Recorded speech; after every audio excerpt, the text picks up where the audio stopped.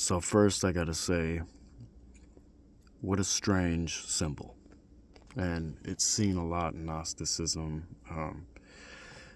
The dove, the Holy Spirit, the symbol of grace, symbol of peace. But it's flying head first into the ground, and that's just strange.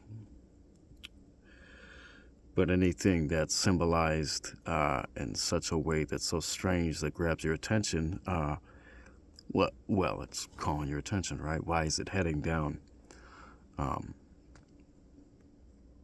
All too often we emphasize Ascension and Kundalini heading up the spine and the upwards, and after a while it turns into this kind of hierarchy. I think whether we like it or not, if we look online in these metaphysical groups and stuff, and hey, we've all gone through it, we all go through it, we all fluctuate, but can't help but to notice the egoism, right? There's a lot of fighting over everything. There's a lot of people who can only talk about themselves. There's a lot of projection and stuff like that, and that's really this masculine, charged up, Kundalini, upward, ascension based energy that doesn't have any grounding. We often wonder why we don't feel grounded. You might work with your root chakra 70 times a day, get your feet in the grass, and that stuff's all good and well, but why doesn't it stick? Why don't we feel grounded continuously? Perhaps some more than others, but I'm talking about there being a whole new state of being grounded, new to most people. When we talk about the Garden of Eden, they're like merging heaven and earth. When the two meet in the middle and the heart kind of anchors both worlds. We get into perhaps at some point there being another system, not opposing the Kundalini system, but married to it, a counterpart, complementary to the Kundalini system. In the Bible, it mentions, be wise as serpents, yet innocent as doves. So there's, Noah sent a dove out to find new land, and it came back with an olive branch. And there was Moses who rose the serpent upon the brazen staff, up the spine, we could figure. There's a lot of polarity between the serpent and the dove. And this right here is what my next video is going to be about. It's going to be emphasis on the dove, because knowledge can only go so far. Kundalini energy is power, it's knowledge, it's the tree of knowledge. The sympathetic nervous system, right? It charges up, it activates, it breaks, it sets fire to your blockages, and that's all necessary. But power can only go so far until it consumes itself. The only next step in our evolution at this point, if you ask me, is humility and grace. And until we go through that, we're just going to spin our wheels, and we're going to have little battles over, what's the right music tuning, or is there a right music tuning, or is the flower of life evil, or should it be the lotus, and all this duality stuff where we choose one and cast out the other instead of trying to integrate and make peace. The truth is often in the gray area between the black and the white. Which leads me to this chart. Some of the text might be too small to read, but this is a chart I made back in about 2018 or so, and it's a polarity chart, and it came to me in meditation. So I took the Kundalini system and I turned it 90 degrees to where instead of it flowing left and right, Ida and Pingala, it's flowing front and back. And through some stuff that I know about the body, I figured which one is the parasympathetic current, which is the rest and digest and self-restore nervous system of the body, the tree of the tree of life, and then the tree of knowledge. Right, so your nervous system looks like a tree. There's two trees, the tree of life, the tree of knowledge. In Eden, we fell from eating only the tree of knowledge, the sympathetic nervous system, right? The fight or flight, the Kundalini. The serpent came and beckoned humanity, we'll just say humanity, to eat the apple. So we fell. We fell from Eden. We abandoned the earth. We shot way upward, right? And now we're out of our body, looking down on everything with a crown and condemnation and judgment. We're scared of all the reptilians and all this stuff. So to the left, you can see, well, okay, first off, center. This symbol, highly controversial. Judaism gets a bad name. There's a lot of nuances in it. Judaism isn't all bad if you know the deeper ins and outs of Judaism. But this star goes far beyond Judaism. Star has many names. I'm not going to get into that. We'll just call it the six-pointed star. Triangle up, triangle down. Anybody who's seen the Da Vinci Code knows this principle, right? It's pretty common in Gnosticism. The Grail cup, definitely shaped like a cup, is the feminine. It's pointing down towards the earth. The earth is the feminine. The triangle pointing up, which is a sword, symbolic of the sword, celestial plane. This is the masculine.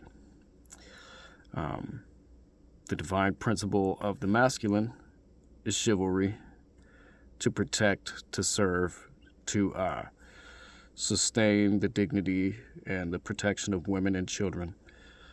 And then you have grace as the feminine, right?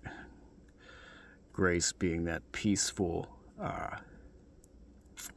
how would you say it? Peaceful means of conveyance, the gentleness, the wisdom, and together these two can merge. You can get both of these out of the lesson of humility, which was why there's often practices of washing people's feet in like the Knights Templar or Jesus or Mary washing feet, because it's an act of both humility and charity at the same time, the two cornerstones, you could say, of any order that is worth its salt. When this humility and charity is anchored and embodied into the initiate, neophyte, whatever you want to call it, when it's really embodied, it actually makes somebody far less incorruptible to their own egoic needs and wants.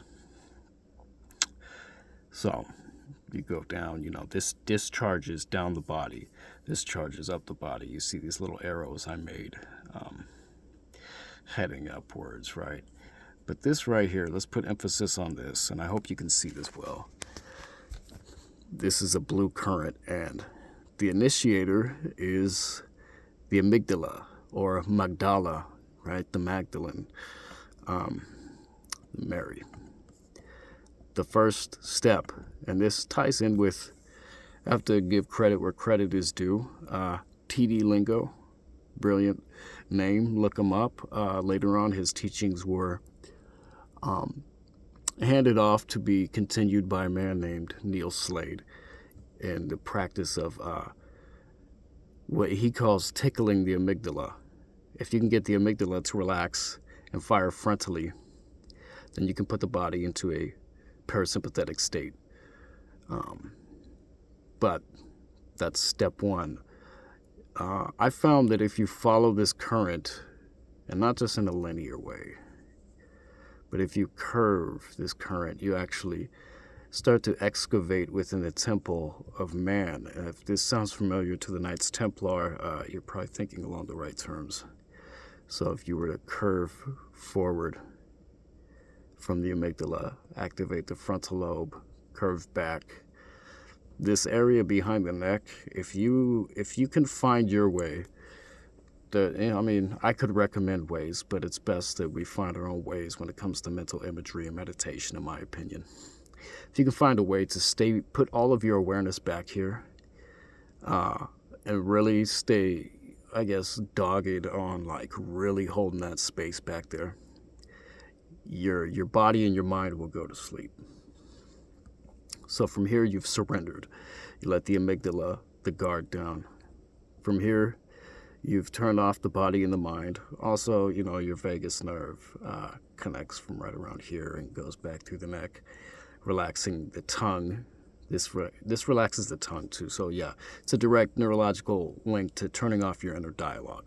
But what this also does is it activates the vagus nerve, which is the love hormone.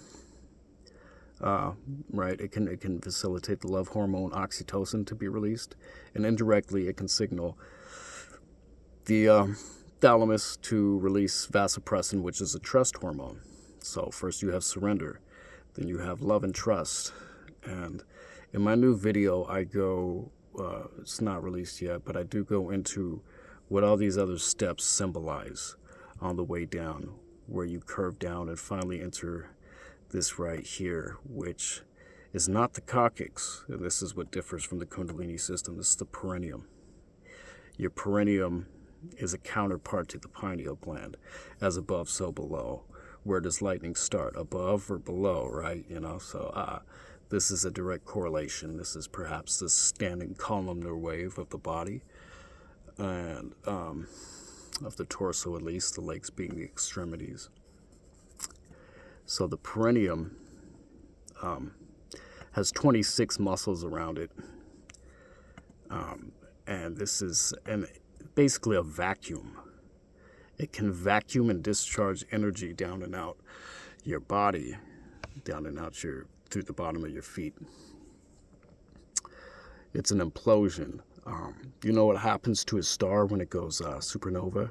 It implodes, and the reason why it implodes is because much like how the perineum has 26 muscles, a star ends up developing 26 protons, neutrons, electrons. Pardon me, I think it's just one of those. It might be 26 electrons at the core, which forms iron and causes the implosion. So it's literally the reenactment of a star. And then that star, when it implodes and goes supernova, it evolves into a new star. So this is just an embodiment chart of a secondary process of how to come back down into your body. We're taught that energy going downward is evil and Kunda buffer and stuff like that. But think of it like this. If it's coming downward, where is it coming from? It's coming from above. So we can't really dichotomize that accurately, right? We can't say energy heading down is bad if it's coming from above, and we can't say energy heading up is good if it's coming from below. And that's not to say the below is bad, right? That's all religious dogma at play when we think up and down is good and bad. So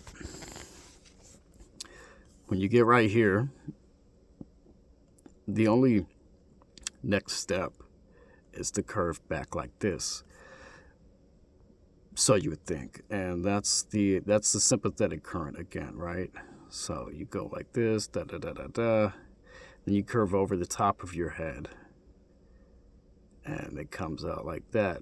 The serpent energy, or the Egyptian headdress with the serpent coming out, right? Comes up through the reptilian brainstem along the back of all your external base brain functions, then out the front. But if you wanted to keep this parasympathetic current intact when you get down here, what I feel is the best way is to head straight up then and surrender it all to the heart. The treasure's in the chest, right? So this right here is set apart, or set about by the amygdala rolling forward. This is set about by the amygdala. Oh, excuse me, where'd you go? There you go. By the amygdala firing backwards. And most of humanity has the amygdala firing back this way. Right? So this all ties back in with this. And I'm going to go far more in depth into this in this new video. Once again, I think, like I said in my last post, one of my previous posts, I'm going to have somebody actually narrate it. The whole text narration AI voice is super convenient for just pumping out videos, and it's good enough. But this one I think deserves a little bit more character, so I'm having someone very special narrate this. So just a little pre-promo for that, and a little food for thought for you guys. So hope you enjoyed.